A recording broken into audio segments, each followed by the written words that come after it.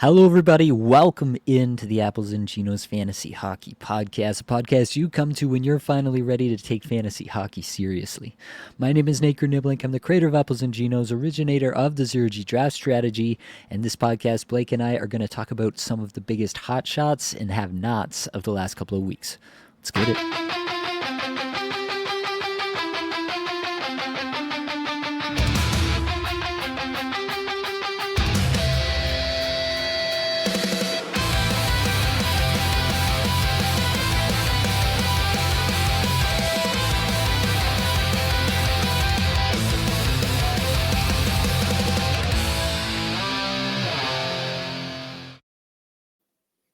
And of course, I have your friend and my best friend. It's Blake Creamer. Blake, how are we feeling tonight? Ooh, different cadence tonight. I wasn't ready for that. You got me all flustered here. I feel good, man. As far as Sunday nights go, I mean, there is not a place I'd rather be than here with you, my man. As far as fantasy hockey Sunday nights go, could be better.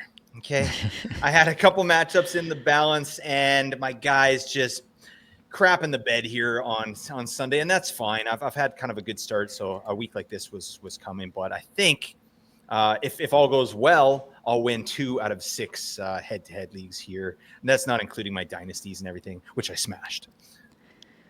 All right. Well, That's where we're at. You can take a little bit of a slowdown this week, and especially in the APL where I'm desperately trying to hang on to a lead here against your McKinnon and Natchez that just started their game.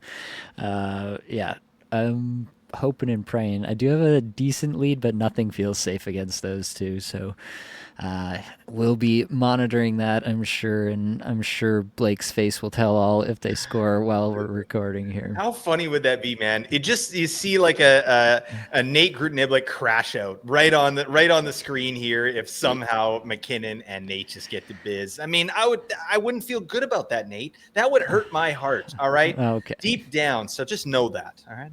All right. Well, I don't know how much I believe that if I'm being truly honest, but hurtful. but yeah, I'm actually in a pretty good spot this week. It's been a little uneven. Like I look up at this point in the season, and like across my leagues, I'm doing pretty well. I'm first in that Bangers Cats league.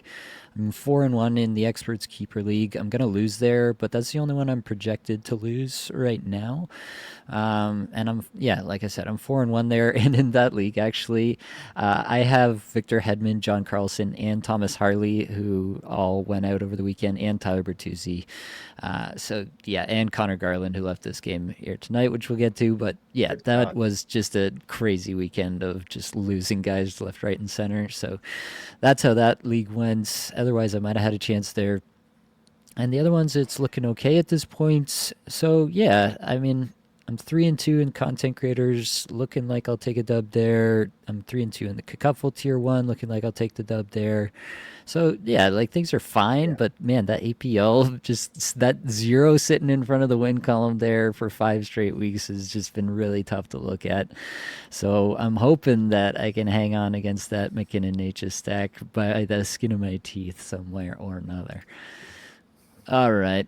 Well, enough talking about our own things, what we've got going on. The people want to know what affects them, and rightfully so. So we should get into some newsies.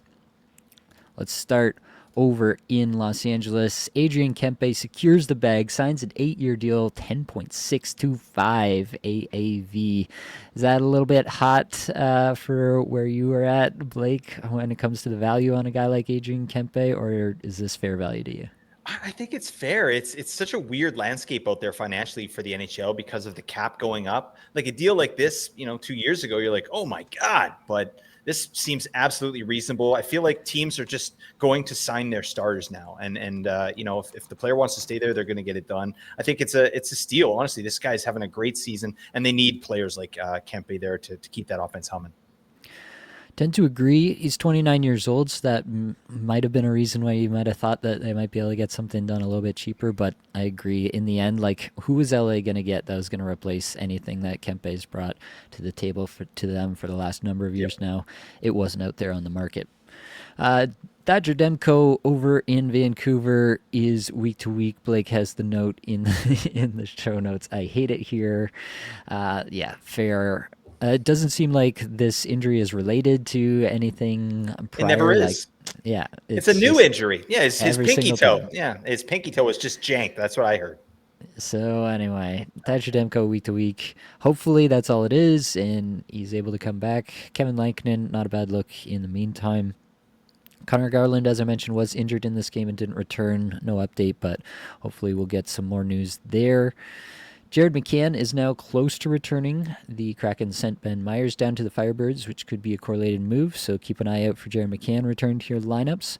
Kirby Dach now out 4 to 6 weeks for the Montreal Canadiens with a fractured foot. That's after losing Alex Newhook to a long-term injury as well. Suddenly, Montreal not looking very deep down the middle past Nick Suzuki, so that'll be a situation to monitor what that means for guys like Demidov and the basically anyone outside the top line in Montreal and just the overall offensive environment. Matt Murray couldn't finish Saturday's game. Philip Grubauer could be the number one for a while, but I do want to note that Joey Decord is potentially back. He has been practicing since Wednesday and theoretically should be close to a return, but there's just been like radio silence about it since that note that he was practicing back on Wednesday. Yep. Kind of weird, but yeah. I think theoretically Decord should be back sometime soon, but it depends what we hear this week for sure. Uh, Thomas Harley, week to week, lower body injury after apparently being a game time decision. I don't know how you go from game time decision to week, but yeah, that's what happened to us here on Saturday. And to me personally, I took it as a personal affront from Thomas Harley. He came to my door and told me himself, and that was a nice gesture, but him being out for a while is not great for my fantasy team.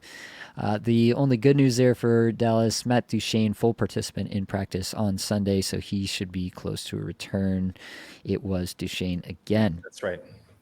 And Charlie McAvoy took a puck to the face. I don't know if you've been seeing that clip going around Twitter, but it is a truly tough watch to just see chiclets Yeah. exploding out of him. I thought he took it well though. He kind of it wasn't like an he's just like boo, like he took a knockout punch and just Yeah. knocked him down.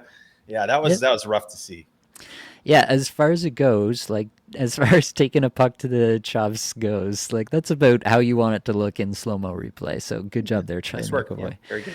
He is still potentially traveling with the team, so I mean, have to imagine he'll miss at least a game here. But I don't know. Like we've seen crazier things, especially with defensemen just returning to games they absolutely have no business being in after taking some teeth losing shots. So let's see what happens there.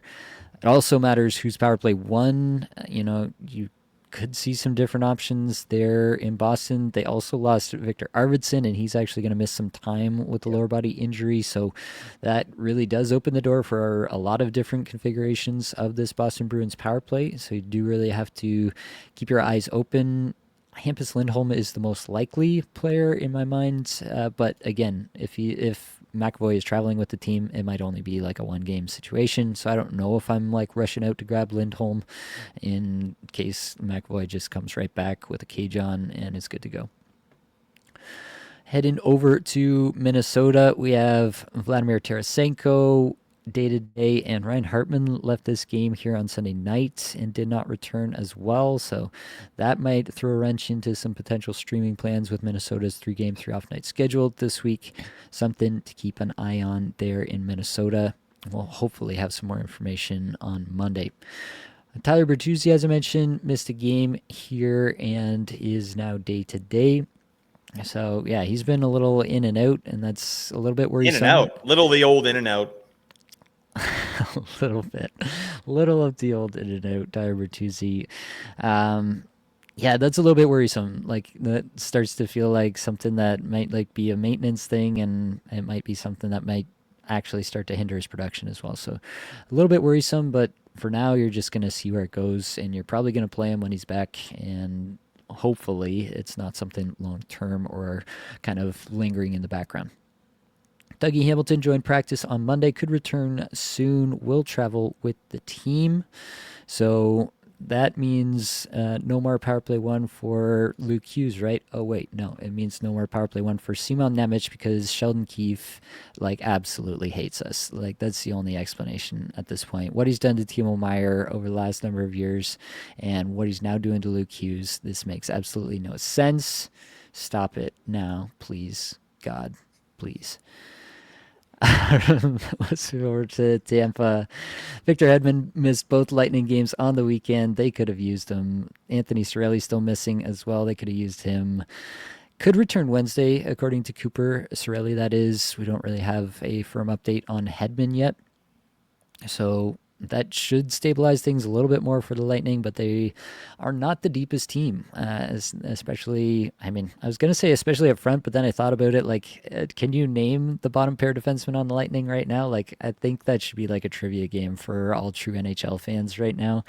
I don't think there are many people out there who would have been able to guess Max Crozier and Emil Lilleberg.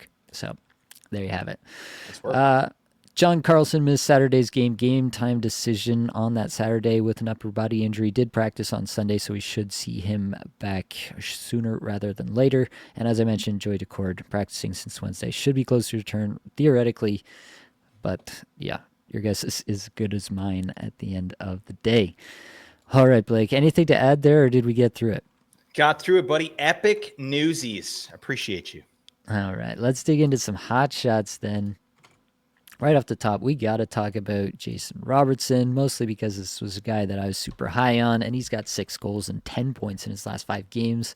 17 minutes, 45 seconds average time on ice. Most of that is kind of, as far as I can tell anyway, kind of due to the fact that in these last couple of games, they were just absolutely pumping their opponents, and so Robertson just kind of did his work and then got to sit on the bench a little bit more than he normally would. But yeah, in the games that were close, he was much more 1855, 2011. Like, he's been getting good deployment this year. On the season, over 20 minutes average time on ice. He's now on a 39-goal, 99-point pace.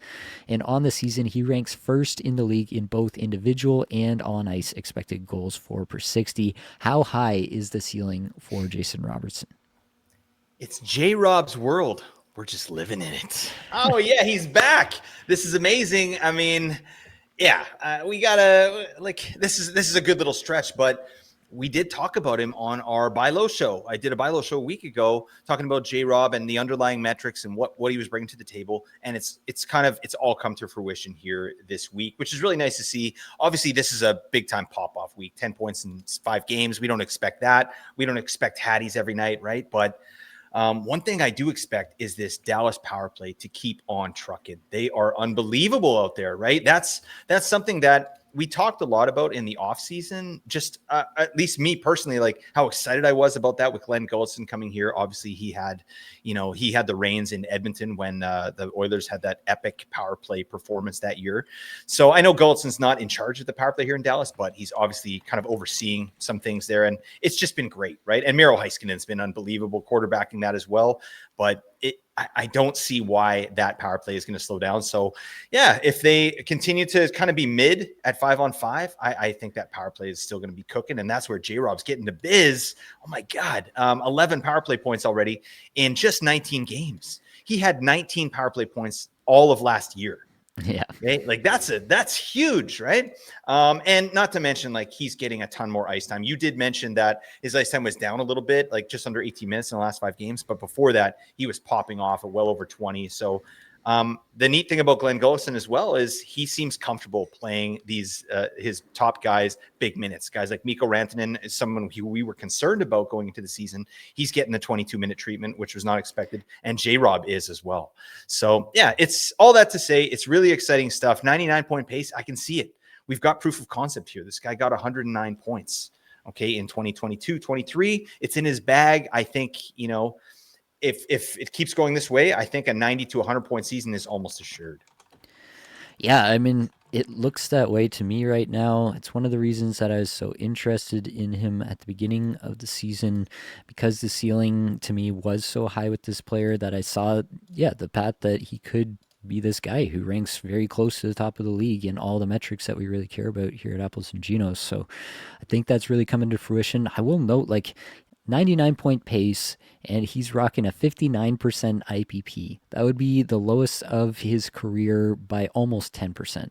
Yeah. That's just insane numbers. Yeah, the on-ice shooting percentage is maybe a touch high, so maybe you kind of have leveling out of those two things, but it should still be positive rather than negative on that front. The big thing here is the 20 minutes a night to me and the insane individual chance generation and like incredibly good chance generation with that individual Yeah. expected goals number there. So Jason Robertson looking like an absolute stud.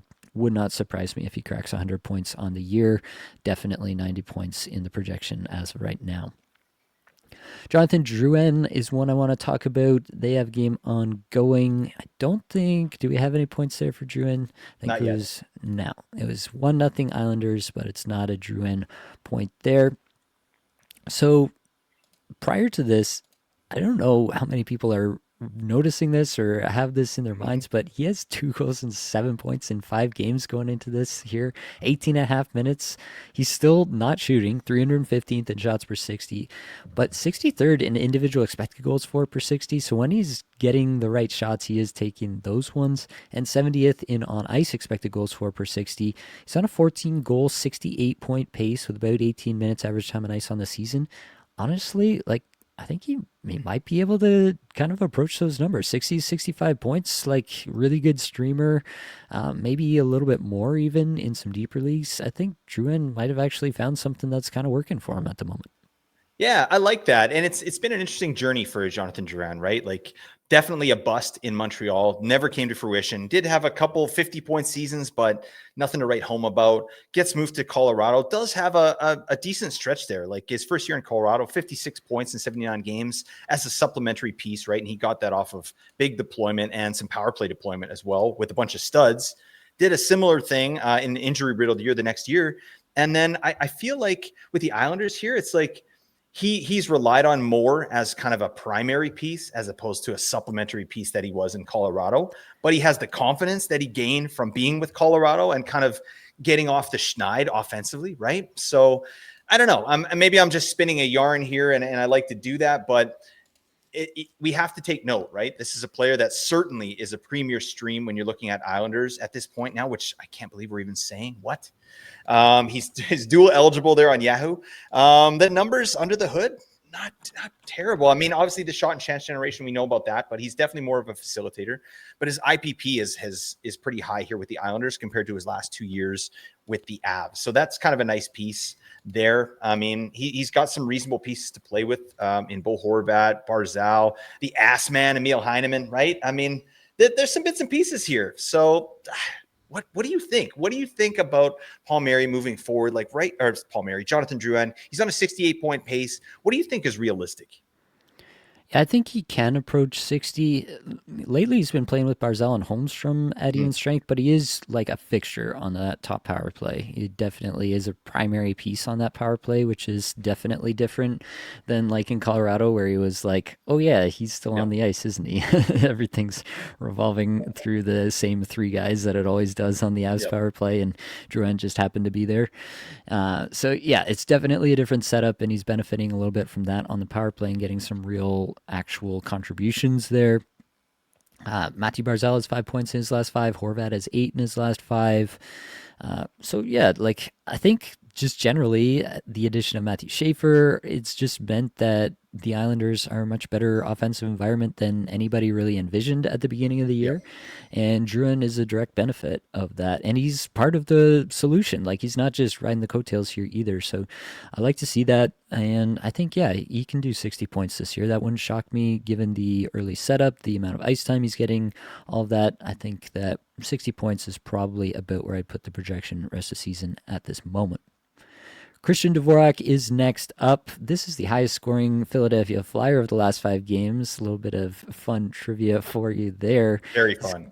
he's got 3 goals, 7 points in his last 5, under 17 minutes average time on ice. He's 89th shots per 60, 74th individual expected goals for per 60, 150th in on ice expected goals for per 60. A good chunk of this is probably due to the fact that he's skating with Owen Tippett and Trevor Zegras. This is the line that was getting the most ice time, at least in that last game against the Dallas Stars. Now, having said that, that game did not go so well for the Philadelphia Flyers, so we could see a little bit of a shakeup. But I mean, that line at least seems to not be the problem. Is Christian Dvorak someone that we have to take notice of? Like, it feels weird to just immediately dismiss a guy who just got 7 points in 5 games and is playing with a guy that we are legitimately excited about in Trevor Zegras, and another guy who the fantasy community has obviously had a lot of love for over the past number of years in Tippett. But where are you at with Christian Dvorak? Is he someone you're even thinking about streaming? This past week, I know a bunch of people streamed Noah Cates and Bobby Brink. They did nothing, and Dvorak's over here racking up points. So, would you go, if you had to make a stream for this upcoming week and you had to go with a Philadelphia Flyer, would Dvorak be there over Brink and Cates and these other guys for you, or are you just throwing this out? Yeah, no, absolutely he would. I think, that line with Owen Tippett and Trevor Zegras, they've had some success here recently, right? I mean, Tippett exploded for 4 points. That's unusual, right? Considering, what he's done previously. But I did stream him in. In Kakupful, actually, I missed out on Noah Cates. I was trying to get Noah Cates. He got picked up right at 3 o'clock. So the next one down, I'm like, okay, give me Dvorak, right? 1% roster or something. Amazing stuff, right? Like a really nice, I think he's like Philly's offense it's like a top 9 situation, basically. Yeah. Talkett has them playing kind of the same BS that they did in Vancouver here, which is this really just like slow as a glacier pace, capitalize on your chances, try and win in transition, and just, smother the other team defensively. And it's a rough watch. So, I mean, I'm not, I want to definitely say that I'm not looking for Philly Flyers to stream here. I do have Zegras. I'm not going to be dropping him. I do have Konechny, and I'm not going to be dropping him. But yeah, we have to take notice here. I think that is the legitimate second line there that Christian Dvorak is centering. He's getting, is he getting power play time? Oh God, he's not even getting power play time, Christian Dvorak. So, yeah, this is one of those things where you ride it while it's hot, right? But it is a nice data point as well that this is a player that can do stuff for fantasy, and he's in a good position at even strength. It's just Philly as a team, really rough, right? Like 27th overall in expected goals for, 28th overall in actual goals for. This place Yep. is a barren wasteland for goals and chances, right? Defensively, they used to be better too, and that's kind of fallen off a little bit. So, yeah, I think Philly they're kind of in that. It's like Philly, Vancouver, those are teams that really we can't expect too much offense from, and I'm not really looking to stream players from those teams at the best of times. But if you do, Christian Dvorak's your Huckleberry. Right. Yeah, that's probably a little more bullish than I am on Dvorak. I think it's more likely, in my estimation, that this goes away and never comes back. But I mean, Dvorak has Never. Oh had my God. reasonable seasons in a past life in the NHL, so it's possible that he's found some magic here and it sticks around as long as he's able to stick with Zegras and Tippett and find some chemistry there. But the lack of power play time is really kind of making me think that this can't possibly keep up for any real length of time. Yeah, that's kind of where I'm at with Dvorak. I think it's mostly just a flash in the pan, but definitely a data point, as you mentioned. All right, Alexis Lafreniere, we got to talk about not only because he was your streamer this week in the head-to-head streamer deathmatch, but because he has 3 goals and 6 points in his last 5, just under 17 minutes average time on ice, 171st shots per 60, 85th individual expected goals for per 60, and 84th in on ice expected goals for per 60 before tonight's game. Talk to me about Laugh. Yeah, when I picked him for my streamer, to me it was more about what he's done in the past. I wasn't like, oh, he's bubbling out of the surface. It's going to be great, because Lafreniere earlier this season did have that. His metrics looked good under the hood, and the Rangers metrics, most of their players looked good under the hood. They just weren't performing. Then those metrics kind of went away as well. They had a little stretch where things weren't going very well. But I'm glad to see it. Obviously, the return of Vincent Trocheck, I think, is a really big piece for a guy like Alexis Lafreniere, right?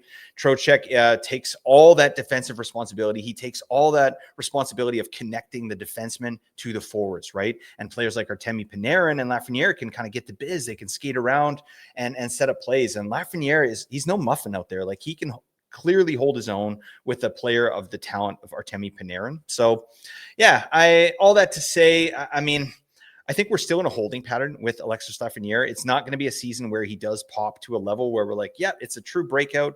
I could see him getting another 45 to 55 points this year on this Rangers team. But yeah, I don't know. We saw what he looked like on Power Play 1, and they weren't happy with it, right? So that kind of says a lot about the potential ceiling for a player like Alexis Lafreniere, and that's what kind of keeps me from getting too excited about this player. I definitely agree with that. Yeah, the biggest problem that I've had with Lafreniere is the ceiling. And yeah, I was into it when there was talk of him getting that power play one, and he was on it for a bit, but nothing ever happened. And now Will Cooley comes into power play one, and immediately stuff is Yeah, he's happening. doing stuff. And I just, more often than not, that's just going to buy you a lot of time on a power play unit. Is if the immediate recollection a coach has of inserting you onto the power play unit is that you scored a bunch of goals, yeah, that's probably going to bode well for your chances of sticking on that, even if you don't do so well from there on out. So yeah, I mean, Laf definitely has some ceiling, especially if you can get on the power play, but I tend to agree it's in that kind of 50 to 55 point range at best without the top power play. And a lot of it is going to be dependent on him sticking alongside Panarin at even strength. Bunch of defensemen that I want to get into. Morgan Riley has a goal and 5 points in his last 5 games. Not sure how many people were thinking about that, but almost 23 minutes a night. The Leafs are pretty banged up on defense. Missing Tanev, Carlo is out as well. Not really fantasy guys, but it is leading to just more time on ice for the other guys there, including Riley. So Riley's 128th shots per 60, 101st in individual expected goals for per 60 over the last 5, but 30th in on ice expected goals for per 60. He's not on the top power play, but you look up 18 games into the season and he's on a 68-point pace. He ranks 14th amongst all defensemen in on ice expected goals for per 60.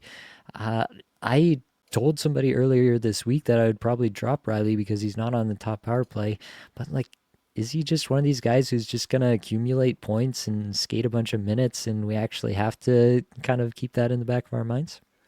Maybe. I mean, it seems like defense is pretty slim out there. Like I'm not. Yeah, you can. Of course, you can drop Riley. Like which sounds weird to say because yeah, he's on a big point pace here. But yeah, the ways that he can get to that point pace are kind of long and arduous. You know what I mean? Like Yeah. it's going to be tough for him to get there. That said, I mean, yeah, like it's a really nice start here. I think, and we'll talk about this in a little bit, maybe foreshadowing here. But the Leafs in general are definitely redlining at 5-on-5 with their efficiency. And Morgan Riley's a benefactor of that, right? He only has 2 power play points, right? 13 of his points are at even strength or whatever. So just something to think about. And also, I mean, looking at his metrics here on 5-on-5, IPP is the highest mark of his career at 55%.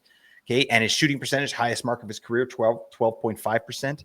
Right. And his on ice shooting percentage, highest mark of his career, 11.63. So those are all red flag indicators to me of a player that is a sell high, right? The player that is overachieving. So, take it for what it's worth, right? If you've got Riley, you certainly don't have to drop him. Maybe you can trade Riley for someone else. Like you can point to the 68-point pace and maybe you can get a player that's a little bit more consistent. But like you said, too, the Leafs are banged up. This guy's going to get trotted out there. I mean, what is the power play situation there? Because I'm looking at Dauber Hockey Frozen Tools. They have Riley out for 3 minutes, like a 50% power play, and then OEL for 46. Are they kind of switching back and forth, or what was it? Because I didn't watch the game. Yeah, Ekman Larson was going out with the top unit. It was just Riley ended up coming on a little bit earlier, I and see. they switched units because the top unit was so bad pretty Right. Okay. fast. So, yeah. So it is still OEL with the top unit, at least as the last time we saw anything on the ice. So there is that. I I tend to agree with basically everything that you said there. Riley scores a goal in this last game on 4 shots. That looks pretty nice. And then you look back and he didn't have any shots in the previous 2 games, and it's just Yeah. hard to get a gauge of how that's going to work on a game to game basis. I'll say like just from watching with Matthews out, the Leafs have like exhibited a little bit better effort than the start of this slide that they're currently in. So maybe things are going to get a little bit better for the team, and that can help counterbalance some of the efficiency that Riley's been on when that starts to inevitably regress a little bit. That being said, it's really hard to be excited about Riley. I said at the beginning of the season that I didn't think there was much of a ceiling for him beyond like 50 to 55 points, even with top power play, and I still kind of feel that way in this current Craig Berube system. So that's where I'm at with Riley. I think, yeah, right now you definitely don't have to drop him because he's getting a ton of minutes because they're banged up on defense and he's going to be a part of whatever's going on out there. But it's impossible to get me excited about what Morgan Riley's bringing to the table at this point.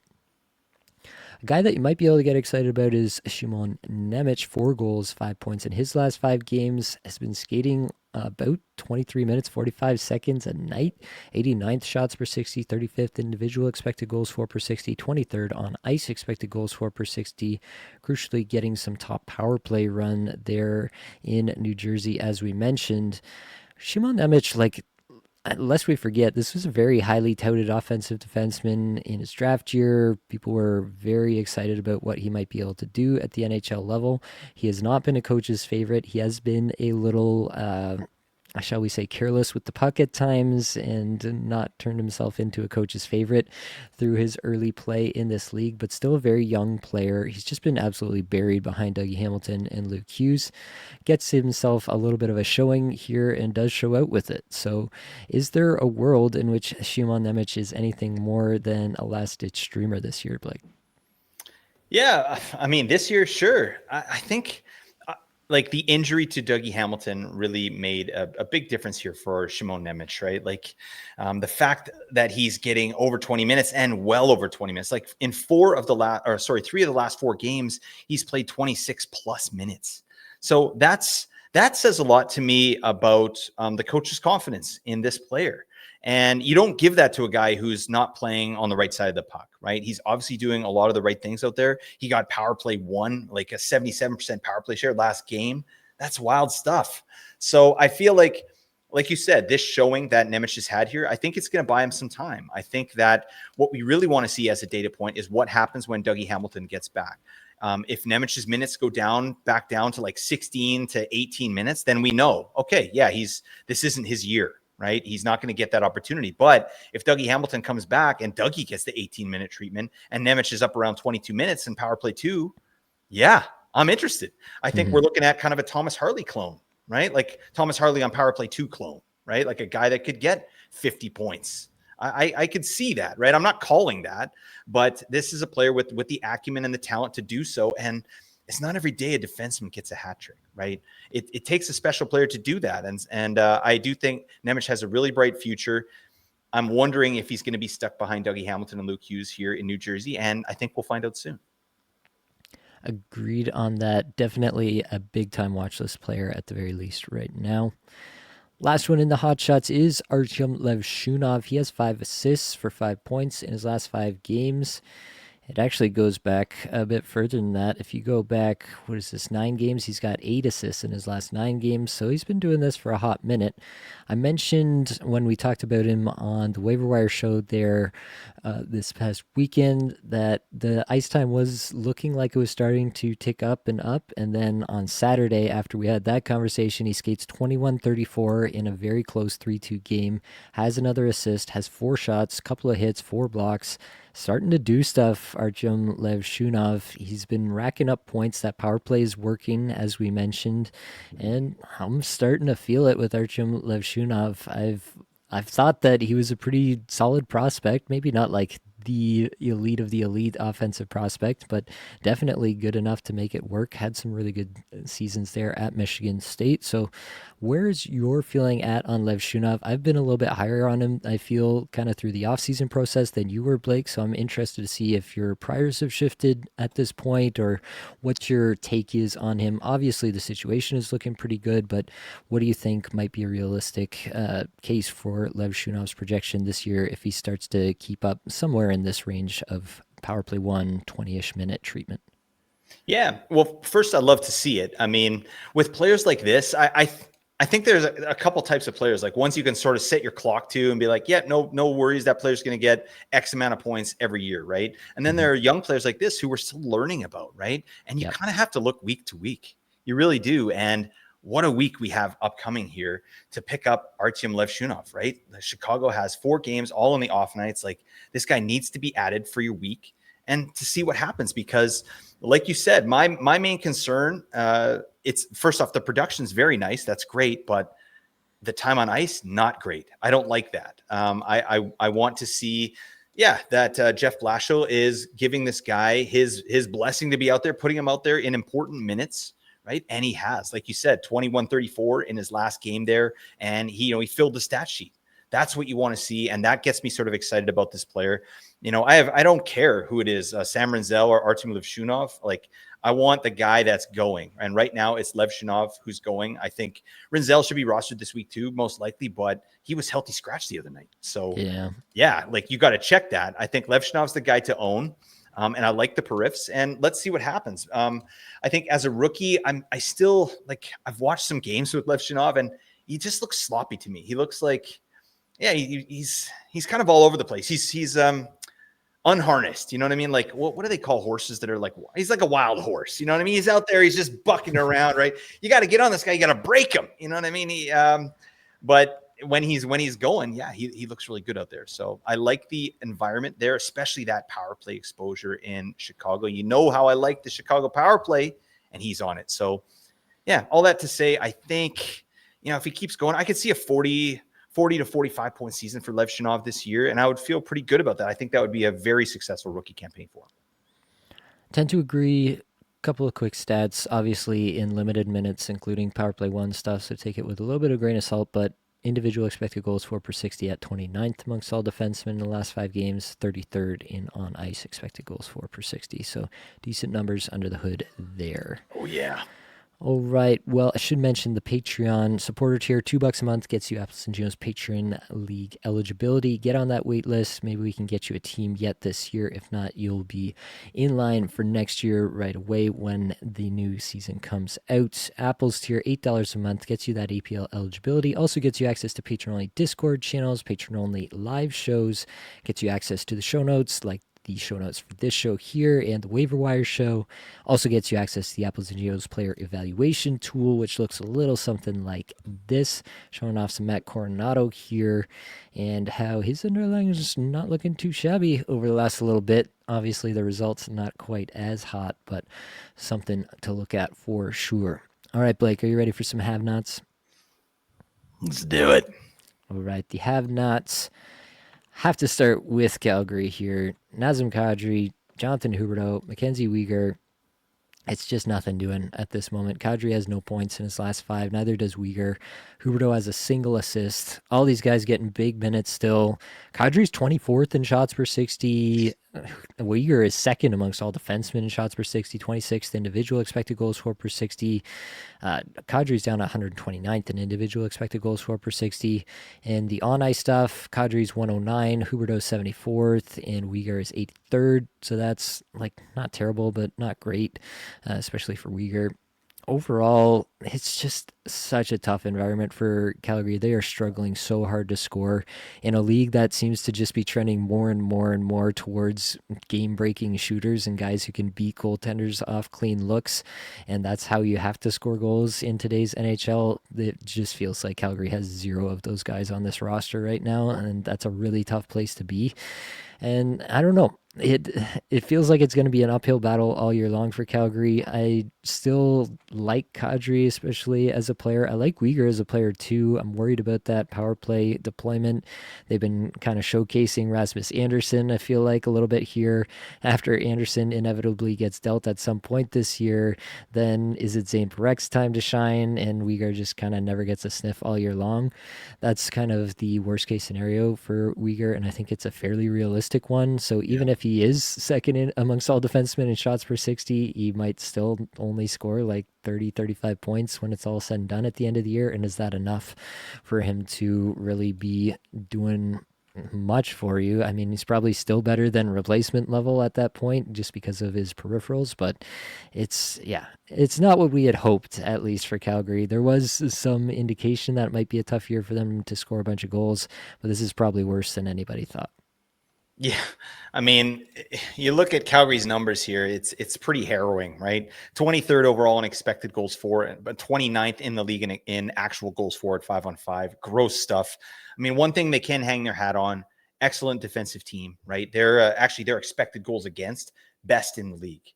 But their actual goals against 12th in the league, right? So they're not getting the goaltending they need, which is a bit of a surprise from Dustin Wolf. But yeah, the finishing is terrible. Power play dead last in the league.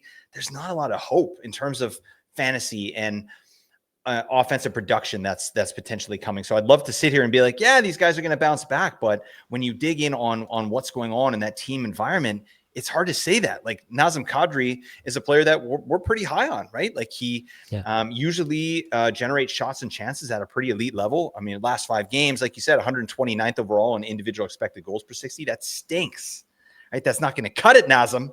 Okay. So, I don't see it getting better really anytime soon. I don't see like this insane cold streak continuing on. Like they're going to start popping off for points, but at what point, Nate, do you think you need to start dropping some of these players? Like I have really forgotten about Mackenzie Weegar as well, because I don't have him anywhere. 4 assists in 20 games. Good God. People are drafting this player in the 3rd round in a points league. I've seen that. So, in high level leagues. So it's just, this is some head scratching stuff. Obviously, Huberdeau, was injured a little bit. He's on a 49-point pace as usual. It's just gross there in Calgary, isn't it? Yeah, it is gross. I got Uyghur in one spot in the couple. There were a lot of players, like that was the one value that I actually felt okay about. Yep. And I wasn't drafting him because he was always getting drafted too high. And then in that particular format, in the auction format, he got to a point where I was like, okay, well, even if he only scores 40 points this year, this is actually pretty decent value because the perfs are so insane. And lo and behold, it doesn't look like he's even going to get me 40 points this year. So, yeah, it is a tough spot. I like Kadri, I like Uyghur as players individually. It just really does feel like the ceiling has come down substantially. We were at the 8-foot ceilings and now it's like 6-foot ceilings, and you feel like you have to like crunch your neck up and like walk hunched over like you're in your grandmother's basement. Yeah, it's one of those right now over there in Calgary, and it's not looking like it's going to get better. It just doesn't seem like they have the horses. Like, I mean, in this last game, Nazem Kadri is playing with Joel Farabee and Rory Kearns. Like, I bet there are a lot of people listening to this podcast right now who have no idea who Rory Kearns is.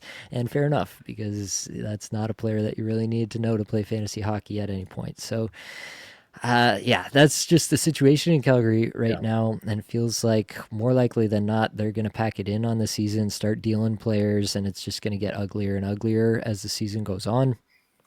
Kadri may be included. Maybe that's a good thing for Kadri, honestly. Normally, we talk about it a fair bit. Guys who get traded away from bad teams go to good teams, and they aren't that line 1, power play 1 guy on these new teams, and so it actually negatively affects them in a lot of cases. In this case, it might just be like going anywhere out of Calgary might be the best case scenario. Going from the swamp to the beach. Yeah, exactly. So that could be a case that might actually work out for a guy like Kadri, but yeah, it is tough slugging in Calgary for sure. Let's move over to Nashville. Speaking of tough slogging, Jonathan Marchessault, no points in his last 5, 18 minutes average time on ice, 131st shots per 60, 156th individual scoring chances, 4 per 60, 206th individual expected goals, 4 per 60, is at 62nd in on ice expected goals, 4 per 60.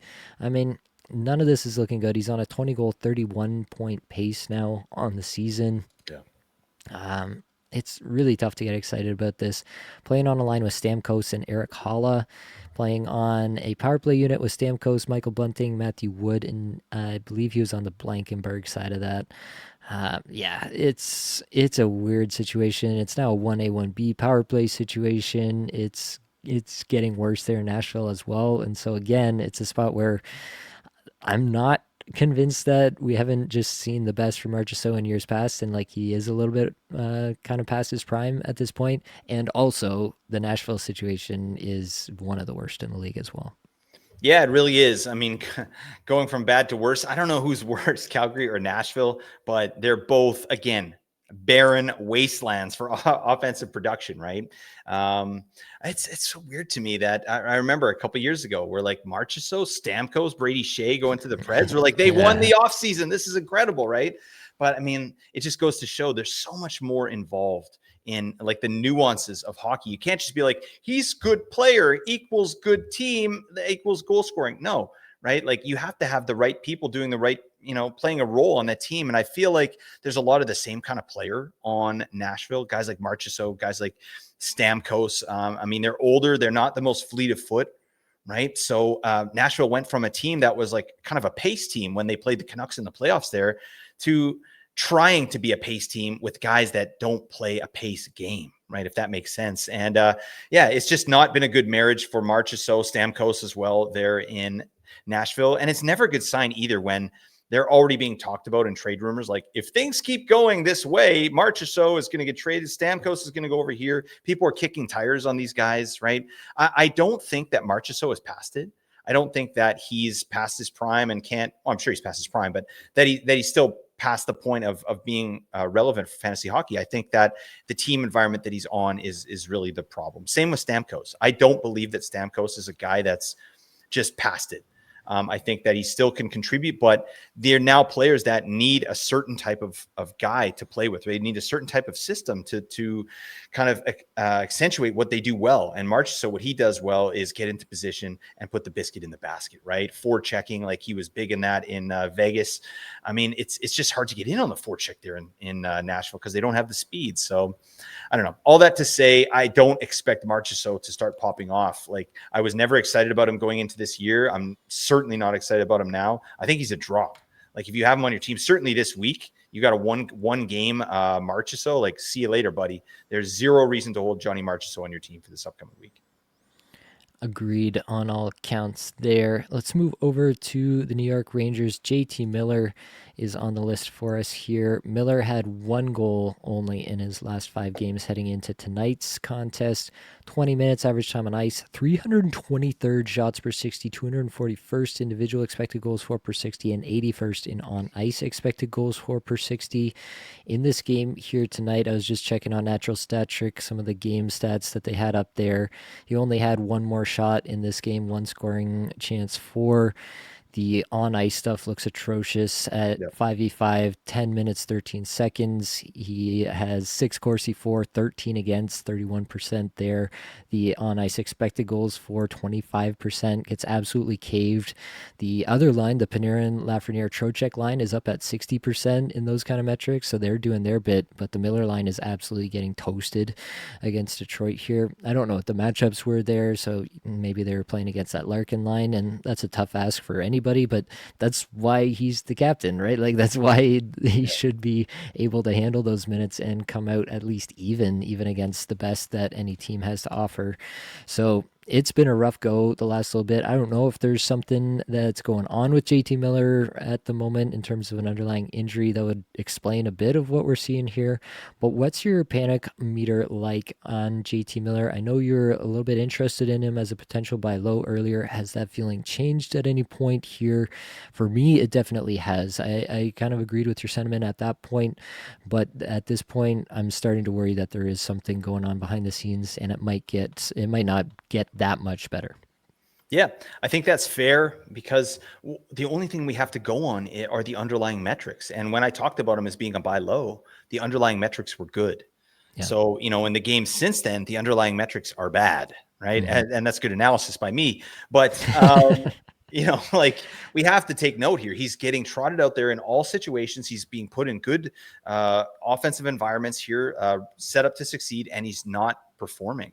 So I don't know. They're like the whole thing with Pettersson last year in Vancouver, like, there's still not any information as to what went on there. Why was JT Miller traded from Vancouver? Like, we don't know anything. Like, it's just they didn't get along, so they traded him. Like, it can't be that simple. Like, this guy took a leave of absence from the Vancouver Canucks last year for a couple weeks, which was never explained.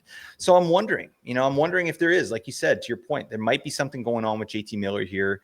I mean, heavy is the head that wears the crown, right? Now he's the captain on this New York Rangers team that got out to a brutal start that is finally starting to get cooking here, but not because of JT Miller, right? So it's a rough go. I don't know what to say, really. My panic meter is high, but if you have him, you have to ride it out. You don't trade a player like JT Miller. I was talking to someone on the Discord recently here, like, don't rage trade. Don't do that, right? I'm sick of JT Miller. It's like, you got to tough it out. Like, that's fantasy hockey. If you want to lose, like, trade JT Miller, because what are you going to get for him? Yeah. Right. The way he's playing right now. I mean, the guy's on something stupid, like a 37-point pace. Oh my God.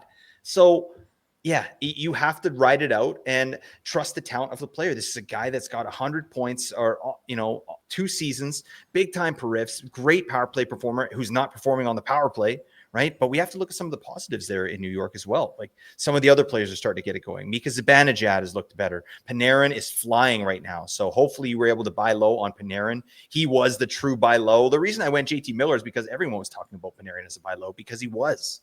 He was absolutely a buy low. I wanted to bring Miller's, underlines to the table, and now they're stinky. But New York's starting to figure it out. I feel like JT will start to come along, but I think we have to come to the realization that we're probably looking at like a 70-point JT Miller this season, and that might have to be good enough.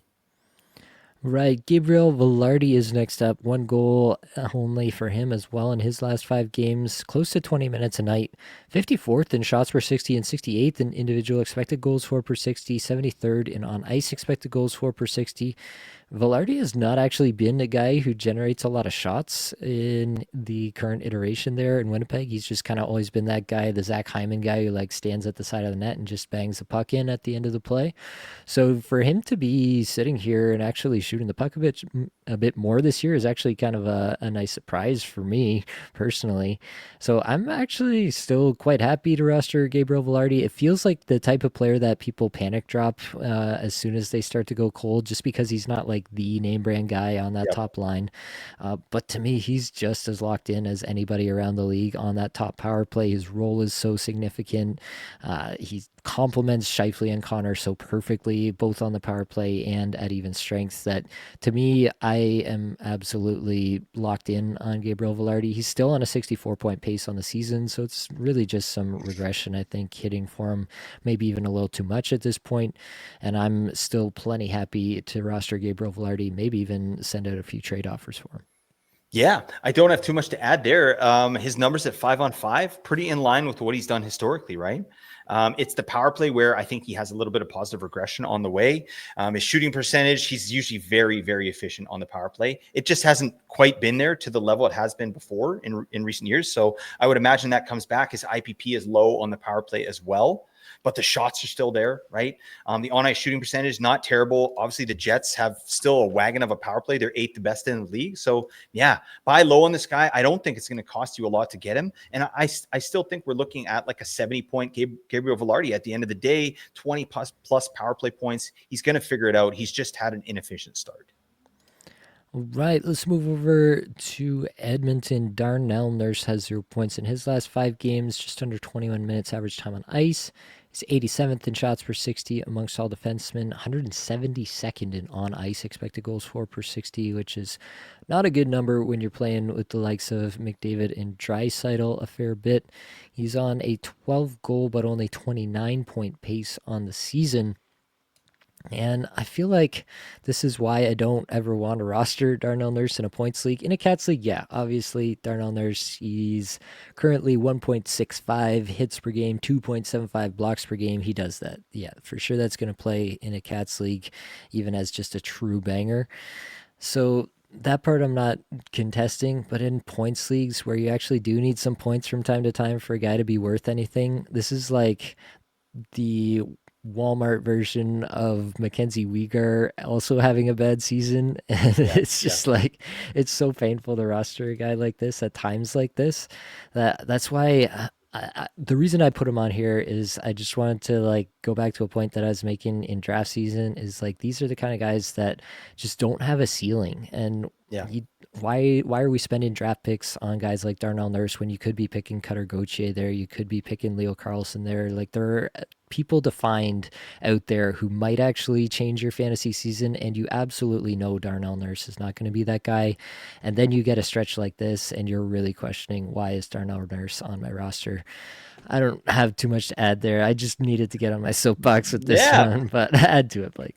Buddy, I like that. Yeah, that makes a lot of sense. And I think there's an argument for both sides. Like, I was giving it to Ryan, Top Cheddar Fantasy, here in the offseason when we're doing some drafts, but this pick makes some sense, right? Like, in the 9th, 10th, 11th, what you get in Darnell Nurse here, like, I'm just looking in Kakupful. He's still ranked 79th overall in that format. He's probably okay if your points league has any kind of banger weighting. Like, he's going to be fine. But I would rather go the way that you're talking, right? That's the way I think as well. It's like I'm looking for upside, right? And this is a floor play. It's just a floor pick, and he's delivering on that floor, honestly. But yeah, 29-point pace. It is what it is. He had 33 points last year. That's kind of what we can expect from this player. He's delivering in every other area, like the periffs, kind of as expected. But it's just not exciting. And like you said, when the points go away for this long, it's like, yeah, it just doesn't feel good holding a player like that when you got guys on the wire that can come in and give you some offensive production. So all that to say, I think both sides are right here. I mean, Darnell Nurse, is he cold? I don't know. Like 30-point pace, like that's kind of what I projected him for anyway. So that feels fine. But I don't know. I want to take a ride with some hot shot. What about you, Nate? Very political of you to drive directly down the median, down the center of I'm that just I'm particular I'm pick. just happy to be here. All right. I don't want to ruffle any feathers. All right. I'm just a diplomatic person. Right there. Everybody's right. Okay. And we're all good people. And everybody gets a participation trophy Yeah. at the end Yeah. of the day. Yeah. I'll tell you what. Did you when you were a kid, did you have to do the Canada fitness test? Did they have that in the East Coast? I have never done a fitness Oof, test it in my might life. be from the 80s. I'm sorry about this, Nate. Yeah, we used to have this test. You have to do like the shuttle run, the 2400. You have to do pull-ups and stuff. And I remember in grade 1, I was just an Adonis, right? I got excellent. You get a medal. It's a patch. Excellent, right? Then in grade 2, I got gold. All right, that's the one down. Then in Oh, grade 3, silver. And then in uh-oh. grade 4 on participation ribbon. Okay. Ooh. Thanks for coming out. Yeah, I liked my cakes. All right. And that's kind of the problem there. Anyways, Darnell Nurse, participation ribbon for you. Thank you for your service. All right, last one here, Lane Hudson. 1 assist in his last 5. Still about 23 and a half minutes average time on ice, so that's not going away. Actually, 47th in shots per 60 and 22nd in individual expected goals for per 60, 86th on ice expected goals for per 60. He's still in a 64-point pace on the season. I don't want to raise too much concern, but I mean, again, 56% IPP. That's about as high as it gets for defensemen typically. 14.4% on ice shooting percentage. That's very high as well. And we talked about it. They just lost a couple of centers, maybe not like the most impactful point scoring centers, but you need legitimate NHL caliber centers to play at the NHL level and to not end up just hemmed in your own zone for extended periods. So I'm throwing it to you here, Blake. Do we have any concern over Lane Hudson's ceiling based on the recent trend there in Montreal and this last little bit of play where he's only got the 1 assist? Um, no, I'll say no, but I wasn't that high on him to go into the season here. This is a player, obviously he's an elite player. So we're talking fantasy. We're not talking reality, right? I love Lane Hudson, what he brings to the table. He's exciting, but in terms of fantasy, it's empty calorie points for me. He doesn't hit. He doesn't really shoot very much. And, yeah, he's blocking pretty good this year, which is nice to see. He did last year, actually. So I'm talking Yang on the man. He had 123 blocks. Damn it. Well done, Lane Hudson. I'm looking at his baby face. I'm like, he's not getting in front of a puck. I mean, he's dancing out of the way. No, he does it. He drives in. But, yeah, I to your point, I think with the Canadians and their injury issues, they're going to need to get some reinforcements here. I've read lots of trade rumors about Montreal kicking tires on a bunch of players. They want to load up. I think they understand that they have a good young team that can, get into the playoffs and maybe do something there. I'm obviously not Stanley Cup, but I feel like they could win a round if they get in there.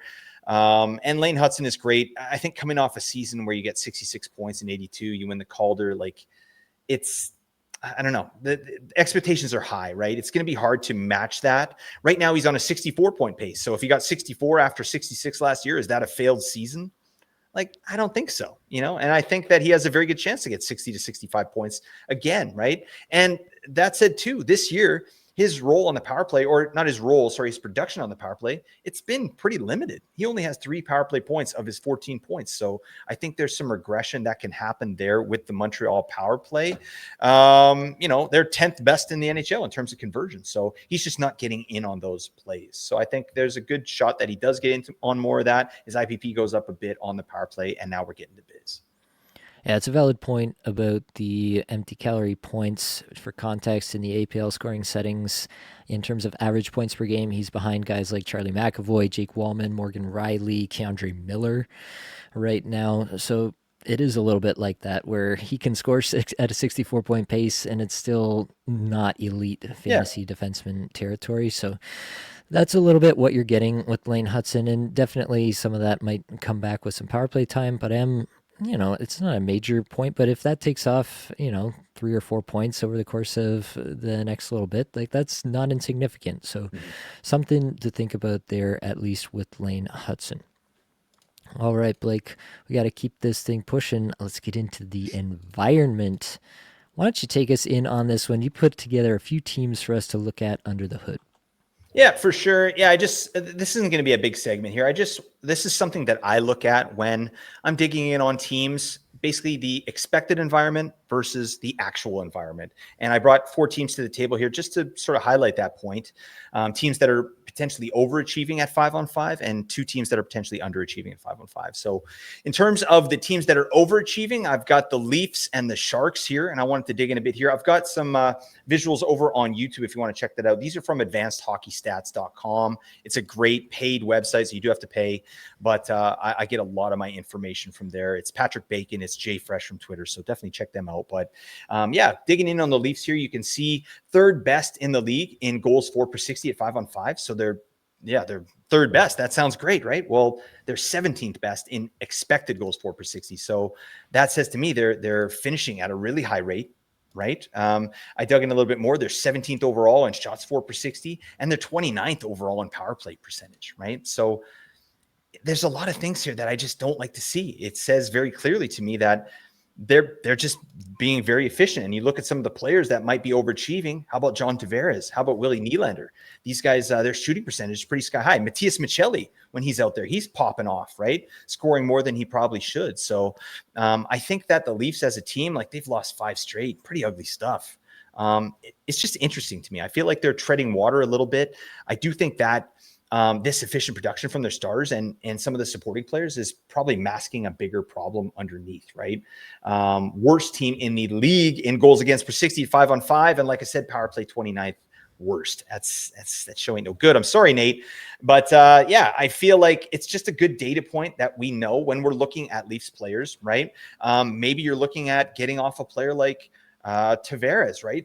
Selling potentially high on Tavares or Willie Nylander. Not that those guys can't really perform. We've seen it year after year, but even Austin Matthews, right? Would anyone get off Austin Matthews here? I don't understand. Would someone do that, Nate? Yeah, I did it. Oh, I yeah. traded Austin Matthews in the tier 1 of the APL, and I traded him away for Artemi Panarin and Anton Lundell. I know people are going to go crazy in the comments over that. A couple of things there. I couldn't wait for Matthews to come back, and also, like, I am a little bit petrified the way that injury happened. It gave me some big time PTSD flashbacks of last year where it was like, oh yeah, he's totally day to day, and then he's in Germany seeing a specialist. You're like, Yeah. oh, like this is very different. So I don't think that's the case here, but that definitely was in the back of my mind. I won't lie. I really like Panarin. Obviously, we've talked about like the Rangers schedule and everything this year. I think Panarin's good to go. So I don't think I'm taking too big of a backseat there in terms of that one player. And also my team depth in the APL. Talk about it being 0-5. Like just a lot of my later round swings didn't work out there. Mm. And so I'm looking for a little bit more stability throughout the lineup. And so I did feel like this was a case where to kind of resuscitate a team a little bit further down the standings, I needed to get some more stability and some more depth that was just above kind of the cutoff line, the replacement level line.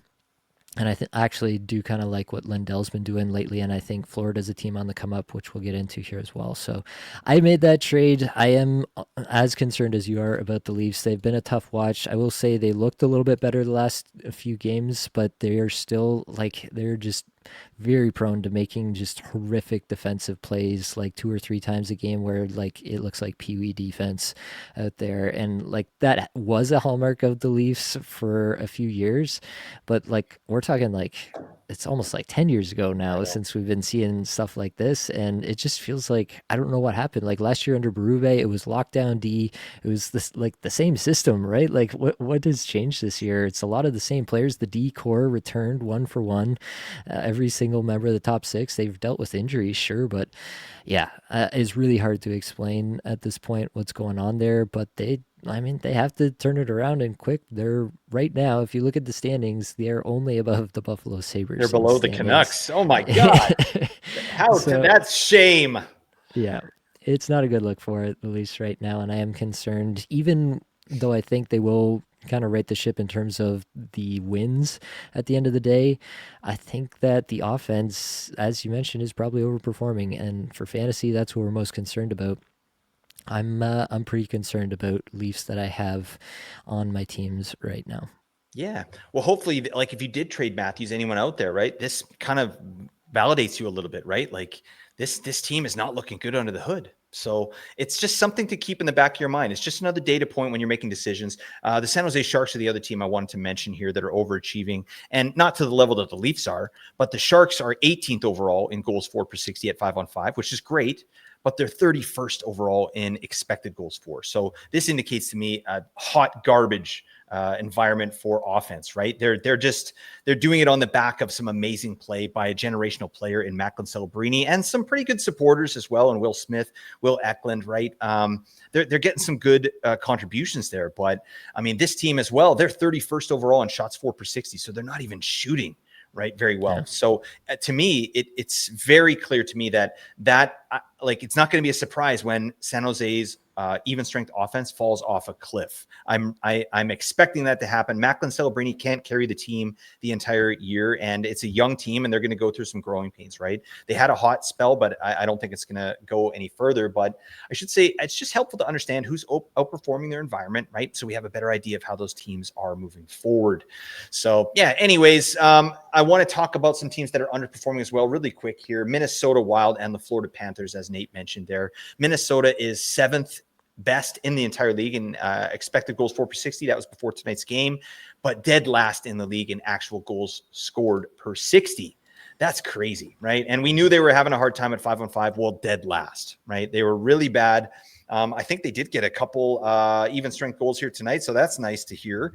But yeah, to me, what that says is they're due for some regression, right? When you have talented players like Boldy, like Kaprizov out there, Zuccarello's back. Their power play is 7th best in the league. That's really been keeping them afloat. So again, it's look at some of these players on the Wild and see what you can do, right? Guys like Boldy, Kaprizov, Joel Eriksson Ek, these guys are all shooting absurdly low shooting percentages at even strength. That should regress positively, right?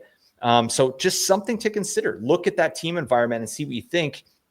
Florida is the other team I wanted to mention, 10th best in the league in expected goals for per 60, 22nd overall in actual goals scored per 60 at 5-on-5. So I think we've seen that story before in Florida, but they had better players on the team to kind of right the ship. You know, they had Barkov, they had Kachuk, but I mean, you know, now it's going to be a different story, but we got the Sex Panthers, Sammy Reinhart getting to biz, especially lately. So that's nice to see.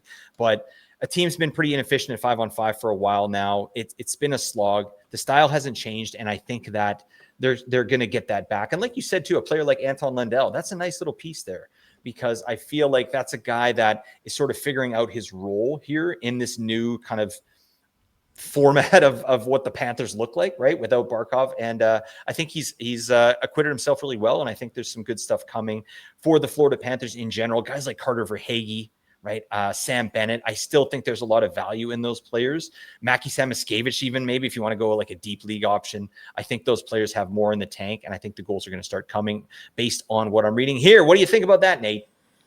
Yeah, I tend to agree. I really do think that Florida in particular is going to start to figure this thing out a lot more. I'd love for them to just put Lundell between Verhaeghe and Reinhardt and let them figure it Yeah, out for the next load 10 up. games. But it doesn't seem like they want to do that. And I understand why they can do it by committee this way. And I think they can be effective that way just because of how bought in every single player is across the board to playing this same style. So I think that it's still a good spot, but I would love to see that extra bit of bump from an offensive perspective for fantasy purposes. Either way, I think that this is definitely a team that will positively regress as they start to find their new normal here. All right, we got to get under the hood with Matt Coronado.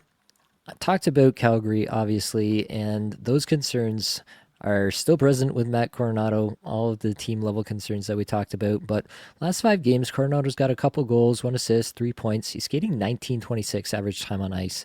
And he was a tough roster when he got healthy scratch for that game. That really threw me. I dropped him in one spot.